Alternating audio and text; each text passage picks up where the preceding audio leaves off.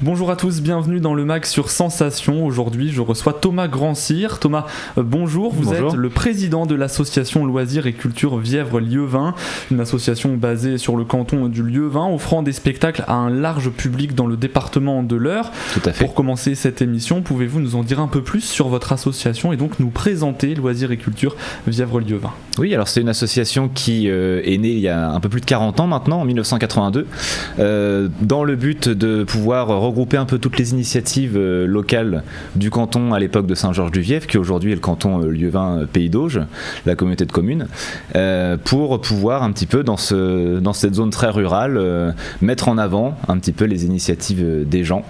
Et donc ça a commencé par le biais d'aide aux centres aérés pour l'été. Et aujourd'hui, on est aussi impliqué dans tout ce qui est culturel. On a eu beaucoup d'années de son et lumière, par exemple, du côté de Luret. Et aujourd'hui, ça passe par des spectacles régulièrement, que ce soit de la musique ou du théâtre. Alors concrètement, quelles sont les missions et les objectifs de l'association ? Alors l'objectif, c'est vraiment de pouvoir apporter de la culture en milieu rural, qui est très souvent délaissé. En plus, dans le canton Lieuvin Pays d'Auge, on a aucun village ne dépasse 2000 habitants, donc c'est assez compliqué d'amener de la culture dans ces endroits. Donc on se donne vraiment ça comme objectif, et puis bien évidemment de faire plaisir aux gens par le biais de spectacles, et puis en plus faire plaisir à nous, accessoirement. Vous, Thomas Grand-Cyr, vous êtes le président, je le disais, de Loisirs et Culture Vièvre-Lieuvin. Comment avez-vous découvert et adhéré à cette association ? Il me semble que c'est une histoire de famille. Tout à fait, puisque donc l'association existe depuis 1982. Moi, la première fois que j'ai vu un des spectacles, c'était en 2008, parce que ma cousine était figurante dans ce Son et Lumière, et j'ai vu un petit papier, rejoignez-nous en tant que bénévole, et à l'époque j'étais adolescent, donc je me dis pourquoi pas. Et donc je suis entré dans l'association pour le spectacle de 2009, et depuis j'en suis jamais sorti. Alors vous jouez vous-même sur scène, hein. Qu'est-ce qui vous plaît dans cet art ? Alors moi j'adore communiquer des choses au public, pouvoir m'amuser, rendre les gens souriants et faire en sorte qu'ils passent un bon moment. Et donc avec le théâtre, le fait de pouvoir incarner des personnages complètement différents d'une année sur l'autre ou d'une pièce sur l'autre, moi c'est ça qui me fait vibrer. On a besoin de ce genre de spectacle aujourd'hui, en 2023 précisément. Ah oui, pour moi plus que jamais, puisque ça peut faire une petite bulle de bonne humeur dans une ambiance parfois morose.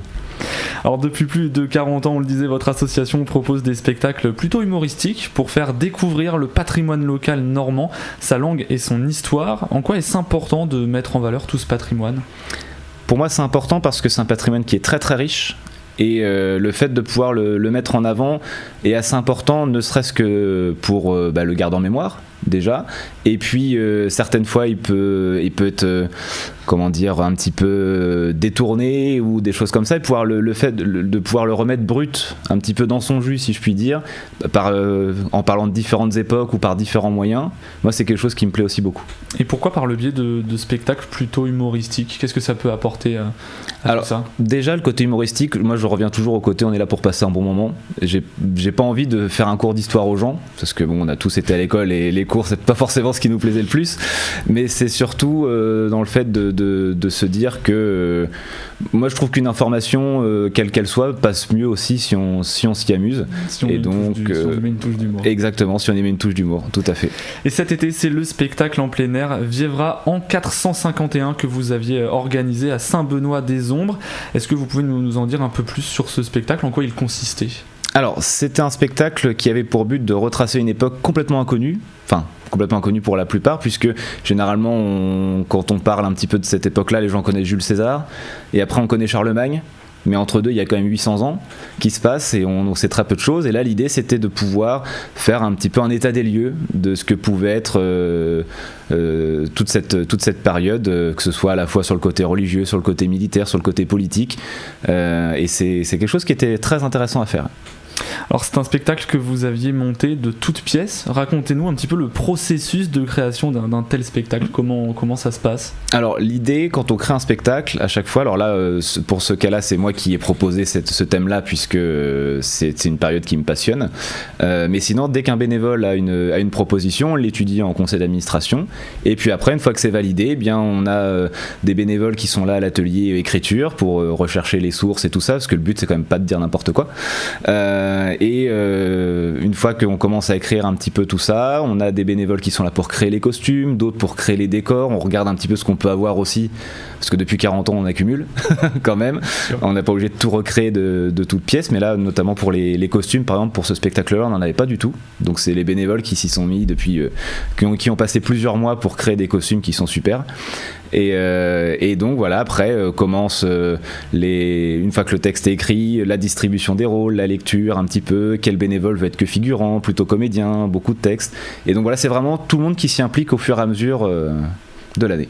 Vous parlez de bénévoles, combien y en a-t-il au sein de votre association? Est-ce que les artistes qui jouent vos spectacles en font partie de ces bénévoles? Alors là, si je reprends le spectacle de l'été dernier, on avait 2 professionnels, puisque la metteur en scène Maëlle Morin, et c'était d'ailleurs sa première année en tant que metteur en scène, donc je tiens à la saluer quand même aujourd'hui.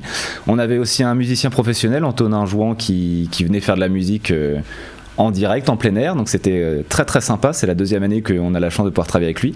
Et pour le reste, ce ne sont que des bénévoles, donc on a environ 25 personnes qui sont sur scène, donc à différents rôles, dans différentes scènes, et au total on a une 50aine de bénévoles dans l'association, parce que ça inclut, voilà, il y a des gens qui vont pouvoir créer des costumes mais qui veulent pas jouer, ou des gens qui veulent s'occuper de la billetterie, ou voilà, et il y en a pour tout le monde. Et combien de temps on met pour construire un tel spectacle comme Vievra en 451?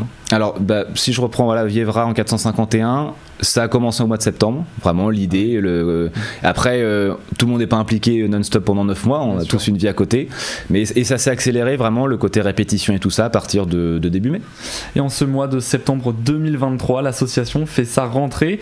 Lors des journées du patrimoine, les 16 et 17 septembre, Robert Marie, l'un des fondateurs et président d'honneur de l'association, donnera une conférence intitulée « Les murs des églises du Vièvre ont la parole », une conférence qui aura lieu à Saint-Étienne-l'Allier. En quoi consiste-t-elle? Qu'est-ce qui attend les visiteurs? Alors, ce qui attend les visiteurs, déjà, c'est assurément de passer un bon moment, parce que Robert, c'est un ancien instituteur, et donc une conférence animée par lui, moi, à chaque fois, je vois pas le temps passer, personnellement. J'ai eu la chance de voir celle qu'il avait faite l'année dernière, qui était vraiment top.